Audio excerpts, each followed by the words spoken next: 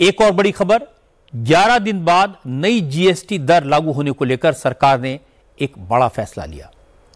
22 सितंबर से नवरात्र शुरू हो रहे हैं और उसी दिन से जीएसटी की नई दरें लागू होने वाली हैं।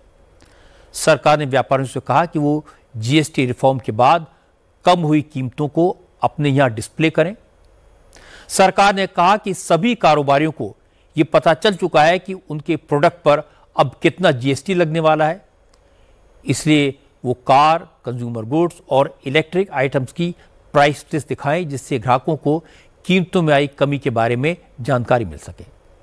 सरकार का आदेश है कि कंपनियों को अपने पुराने और बिना बिके स्टॉक पर भी नया एमआरपी लिखना होगा, यानी किसी प्रोडक्ट पर टैक्स घटने पर उसकी कीमत भी उसी अनुपात में घटाई जाएगी।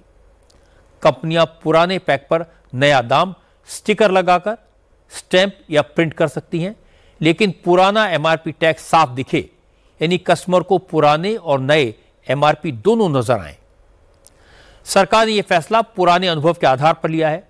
2017 में जीएसटी लागू होने के बाद कई कंपनियों पर आरोप लगे थे कि उन्होंने टैक्स कटौती का लाभ ग्राहकों तक नहीं पहुंचाया। इसे लेकर कई कंपनियों के खिलाफ एक्शन भी हुआ था। इस बार सरकार ने शुरुआत से ही सख्ती बरती है, यह नियम लागू किया है। कंपनियों को कम से कम 2 बार अखबारों में विज्ञापन देना होगा। डीलर्स और अधिकारियों के साथ यह इंफॉर्मेशन शेयर करनी होगी। मोदी सरकार को एहसास है कि जीएसटी में कमी करके उन्होंने दिवाली पर लोगों को बहुत बड़ा तोहफा दिया है।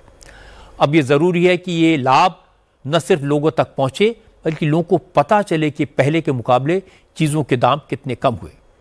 इसीलिए नए और पुराने रेट्स को पब्लिसाइज करने के लिए कहा गया।